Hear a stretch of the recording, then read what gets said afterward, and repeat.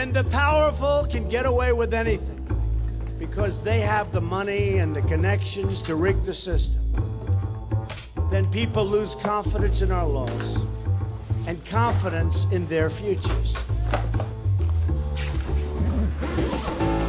A vote for Hillary is a vote to surrender our government to public corruption, graft, cronyism that threatens the survival of our Constitution. You know the fact that they've broken the law, and they're pretty clear about it, but how do you prove it, and then how do you show people it actually matters? In the 2 years since Donald Trump was voted into the Oval Office, artist Robin Bell has focused on illuminating the kinds of misdeeds that can be hard to see.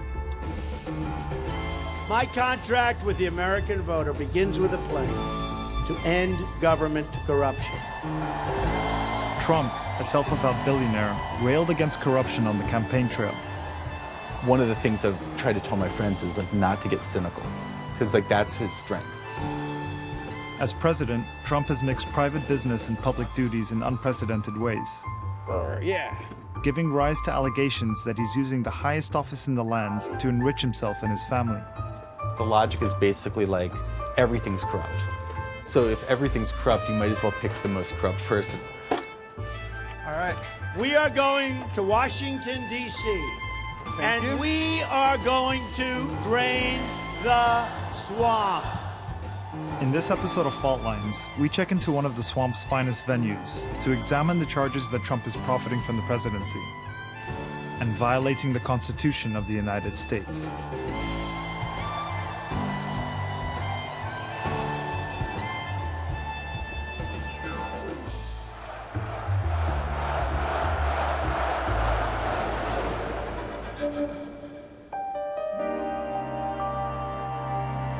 Our investigation begins just a few blocks from the White House, at the Trump International Hotel in Washington. It's housed in the old post office, a historic building owned by the US government.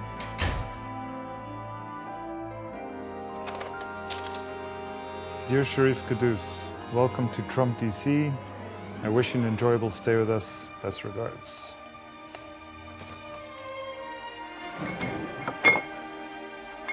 Back in 2012, the Trump Organization won a competitive bid to lease the old post office from the government's General Services Agency.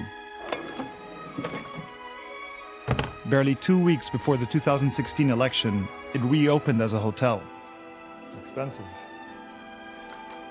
The Washington operation is just one of the dozens of luxury hotels, condos, resorts, and golf courses that bear the Trump brand, from Las Vegas to Vancouver, Manila to Dubai. Before it launched, critics thought the hotel project would be too expensive to prove profitable. But what most didn't anticipate was that the owner would win the White House. We're in the Ivanka Suite at the Trump International Hotel. It's named for the president's daughter. It costs $1,465 to stay here, and that's on the less expensive side of the luxury suites. But like so many visitors to the hotel, whether politicians, tourists, or journalists like us, the only reason we decided to come here is because it's owned by the President of the United States. When he was elected, Trump owned more than 500 companies, mostly under the umbrella of the Trump Organization. And the President-elect of the United States of America, Donald Trump. In a controversial decision, Trump refused to divest from his companies. Instead, he put them into a trust. These papers are just some of the many documents that I've signed, turning over complete and total control to my sons. I spent 30 years of my life tracking the man because I thought he was culturally significant. I did not expect him to become politically significant. Investigative journalist David K. Johnston has long reported on the ups and downs of Trump's business ventures. You know, when Donald Trump said he was giving up running the businesses and putting it into a trust, I literally erupted in laughter. Donald Trump doesn't run any businesses. Donald Trump is not a competent businessman. He leaves it up to other people. You're fired. Goodbye, everybody. Goodbye. And furthermore, the trust that Donald set up, his sons have said they tell Dad about what's going on in the business. To avoid the possibility of conflicts of interest, previous US presidents put their financial assets into a blind trust to ensure they wouldn't know how their wealth was handled. Those who owned businesses sold them. Jimmy Carter had to sell his 2-bit business after putting it in a trust. And nobody for a minute thought that his little peanut warehouse in rural Georgia was going to have any influence on government policy. Can Donald Trump actually take profits out? He can reach in and withdraw money at any time. Whether or not he's done so, we don't know. But this is not anything at all like a blind trust. This is like what you expect to see in a family business posing as a country. Let's hear it for the first family. Right after Donald Trump was sworn in at the Capitol, his motorcade went to the White House. He had the presidential limousine known as the Beast stop. He stopped right in front of the Trump International Hotel. He was sending a very clear signal. You want to do business with my administration, you will pay tribute to me. And bingo, that hotel suddenly was full of business. Zach Everson is a freelance journalist who's created a whole new beat out of covering the Trump International Hotel and the people who patronize it. On your Twitter feed, you've kind of highlighted a lot of what's happening on social media with the hotel. So what are some of the kind of ones that stand out? This was a picture I found on Instagram of Russia's ambassador to the United States. And he was posing with the founder of a Russian nail art chain. And she had tagged him. I mean, it's got the Instagram account, RUSEMB USA. And the caption said in English, "Thank you to our Russian ambassador," Russian flag, in the USA, American flag, "for a warm welcome in Washington, D.C. Maine's Governor LePage has been here. Rudy Giuliani is here a lot. So this was a guy, Instagram handle Classic Pete, and guys night with a couple of his friends and America's mayor. And then hashtag MAGA, hashtag Saturdays are for the boys. Trump's financial disclosure forms indicate that the hotel brought in more than $40 million in 2017. According to federal documents reported by the Washington Post, the hotel made a remarkable profit in the first 4 months of that year. The hotel expected to lose about $2 million, and instead it made $2 million. So that's a $4 million swing. It has one of the highest room rates in DC, it's been reported, but one of the lowest occupancy rates. And that to me says that they have a set market of people who are gonna come here, and they don't need to necessarily price their rooms competitively. So would you say Donald Trump and his family are profiting from the presidency? Through the hotel, clearly, yeah. And part of the reason they're making good money is because Trump is president. I think that's why a lot of people do come here. Since the hotel opened, the president has visited at least 10 times, and there are streams of evidence that Trump family members, administration officials, Republican politicians, and lobbyists all make appearances. Federal Election Commission filings show that Republican candidates' committees and powerful donor groups have spent hundreds of thousands of dollars at Trump DC. Foreign governments, including Malaysia, Saudi Arabia, and Romania, have also made a showing.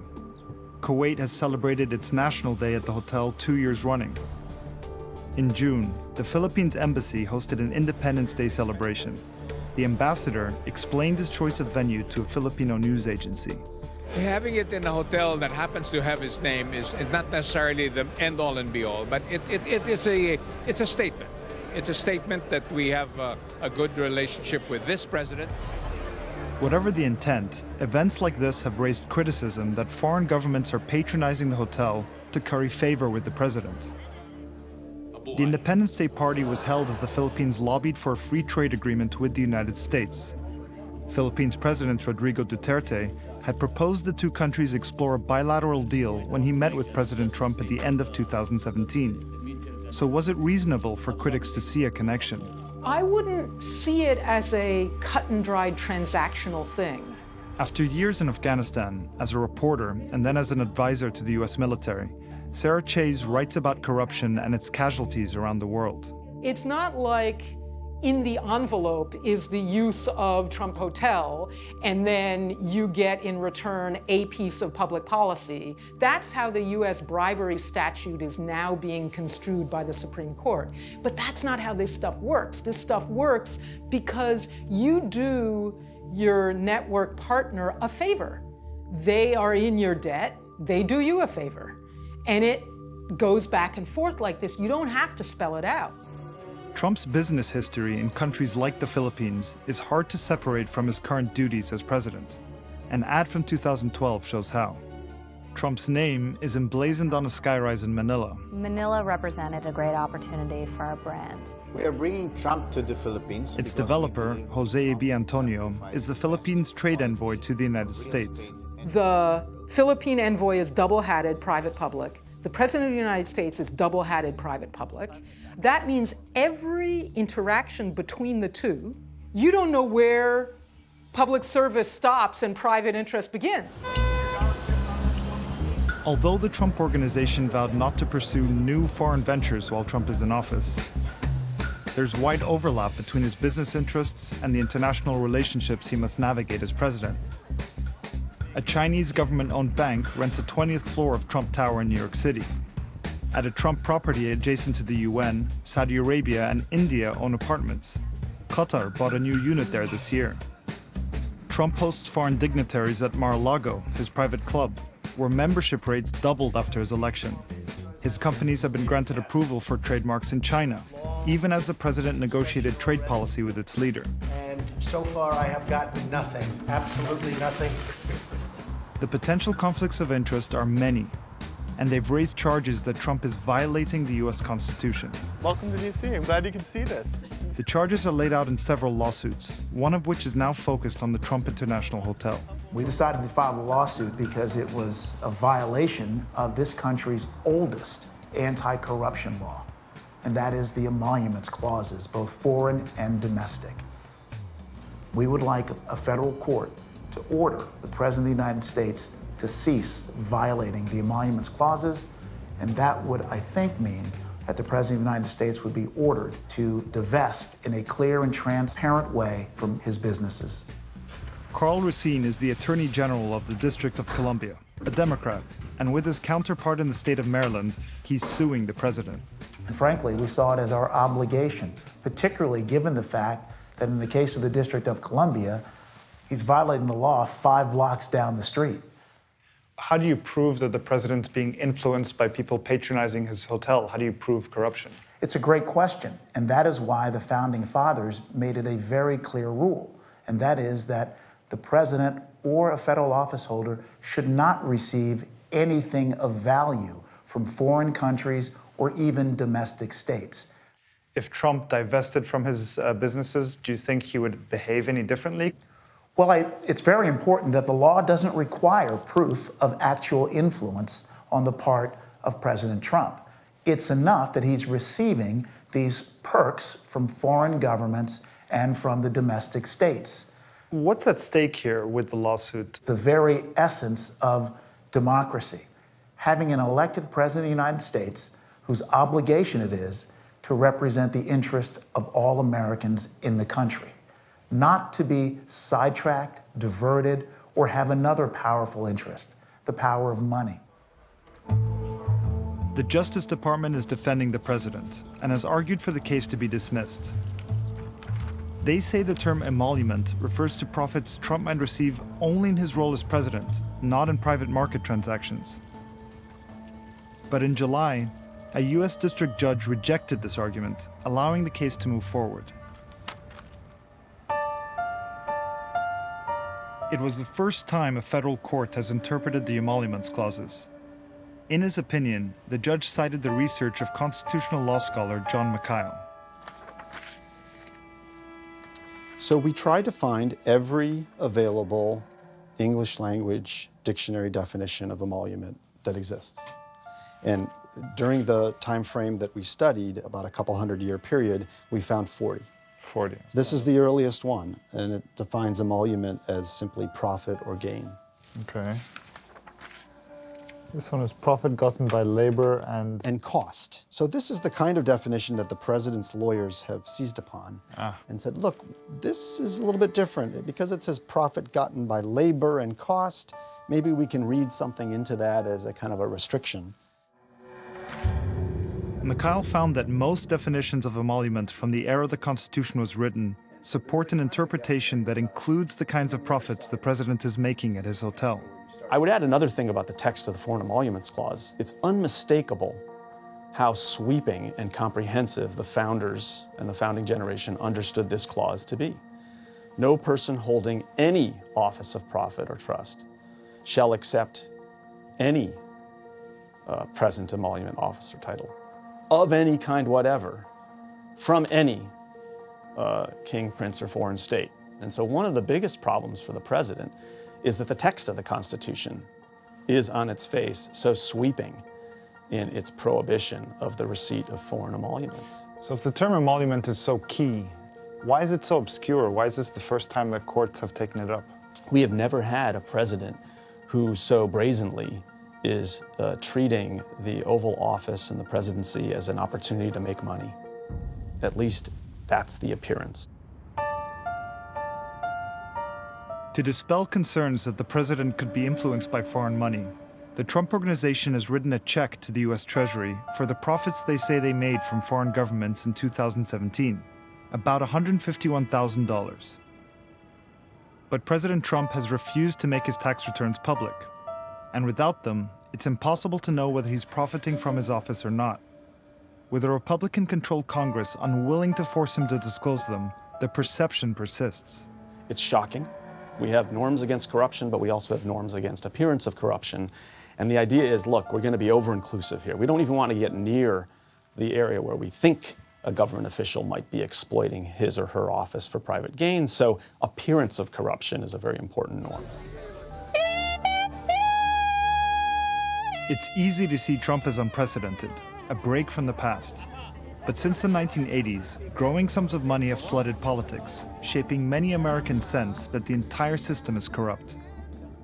Trump capitalized on that feeling to get to power, as he reminded Republican politicians last spring. But they had this expression, drain the swamp. And I hated it. I thought it was so hokey. I said, that is the hokiest. Give me a break. I'm embarrassed to say it. And I was in Florida with 25,000 people going wild. And I said, and we will drain the swamp. The place went crazy. In Washington, someone running for office often takes campaign contributions from, say, the pharmaceutical lobby or the gun lobby, which are funded by manufacturers of those products. They very often support legislation to support those corporations. How is that not in the heart of corruption? Why is the president doing something different? It's a fair question, and part of my answer would be that may well be corruption too. I personally think that there's quite a lot of corruption in our political system right now at every level, and so it's an important issue to address. The difference, however, as it bears on these lawsuits, is that that's not a constitutional violation. We will drain the swamp. And every time I said it, I got the biggest applause. And after 4 or 5 times, I said, boy, what a great expression. I love saying it. It's amazing. I would call him, yes, unprecedented, at least in living memory, but not an aberration in the sense that he's just completely isolated out there in the middle of nowhere. I would call him something closer to an apotheosis of a trend that's been developing and developing and developing, and he's just kind of brought it out of the closet. The Department of Justice has asked the judge to freeze proceedings as they appeal his decision to hear the emoluments lawsuit. In the end, the case may be decided by a higher court. But the Attorney General of DC is pressing forward. We want to know exactly where the money is coming from that's going into the Trump Hotel. We want to know, for example, how many foreign governments have paid for rooms, dinners, parking, and other items of sale at the hotel. We also need to establish, of course, that the President of the United States himself has received those monies. Will you be also seeking the president's tax returns? Ultimately, I think that question is going to be answered by a judge. Trump's polarizing presidency may be helping his DC hotel thrive, but elsewhere, it's taking a toll. His financial disclosure reports provide clues. A number of his properties saw their revenue fall in 2017. At a hotel in Soho, his name has been removed from the building. Management deals in Toronto and Panama have also collapsed.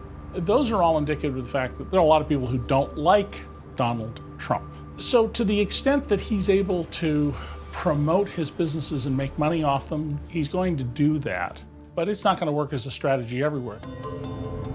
If the Democrats prevail in November's midterm elections and take back Congress, they'll be able to investigate whether the president is profiting from his office. Trump has been holding rallies across the country to support Republican candidates, and has come here to West Virginia. It's a state Trump won in 2016, and his supporters far outnumber his critics. They don't care about his conflicts of interest. I think people in general feel more confident in him, and so businesses around all have picked up because they feel more secure. What about Trump himself? He hasn't divested from his business. Some people accuse him of profiting from the presidency. What do you say to those critics? You know, I mean, it's what it is. He is a businessman, but he also understands what the businesses need to keep going and growing.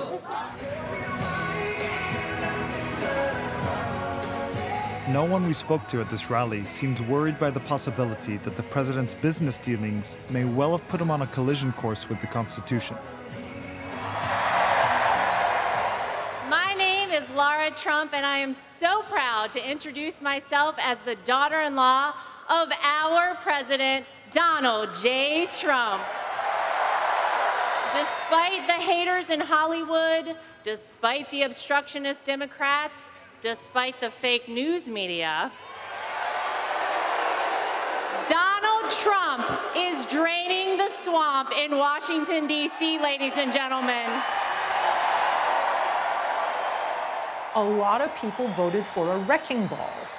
They voted for someone who would blow up the system. In fact, in the guise of voting for an anti-corruption candidate, what you got was a pretty extreme candidate, and that happens all the time when people vote, you know, when they go to extremes. He has developed a cult of people who really believe that he is their savior. He's not. He is their enemy. He has no regard for anyone else, including his own family. But he has persuaded a whole lot of people who feel powerless, voiceless, and who've been damaged by the policies that began with Ronald Reagan in 1981. Indeed, the charges that the President of the United States is profiting from his office, even if proven in a court of law, seem unlikely to go down as the most scandalous legacy of Trump's presidency. We've eliminated a record number of job-killing regulations, and Republicans have passed the biggest tax cuts and reform. This was really a massive socialist redistribution program to take from the many and give to the already rich. The estimates run that between 60 and 80% of the individual income tax savings will go to people in the top 1%. That's basically people who make over $600,000 a year. And most of that will go to the 1 in 1,000 American families who make over $2 million a year.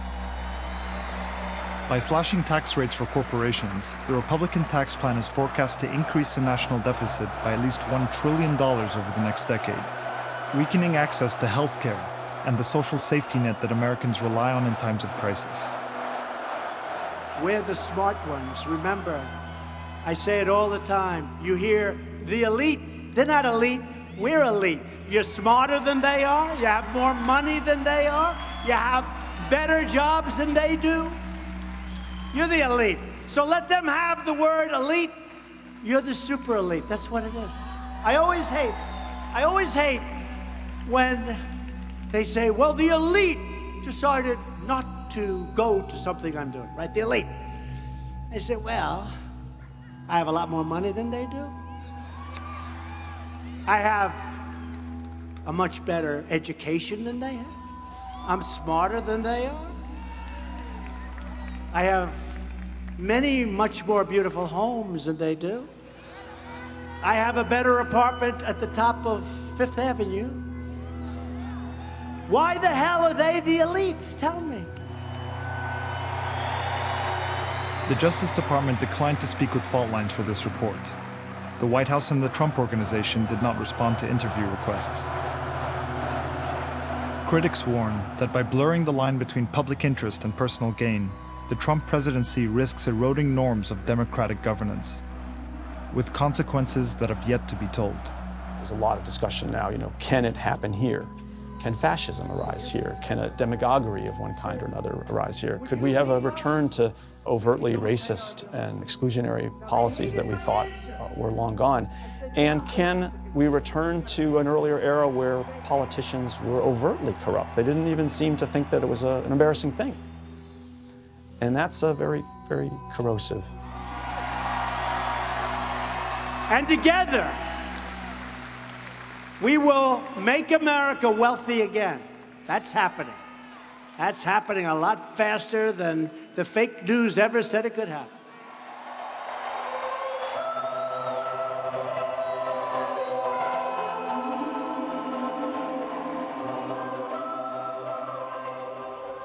I do one that says guilty? Yes. All right, let me fix that real quick for you. So why did you choose to write that, given that Trump hasn't been convicted of anything? I think it's just a matter of time. We're dealing with someone who's got all this power, who's never admitted really he's wrong. For that reason, I think we're in a pickle.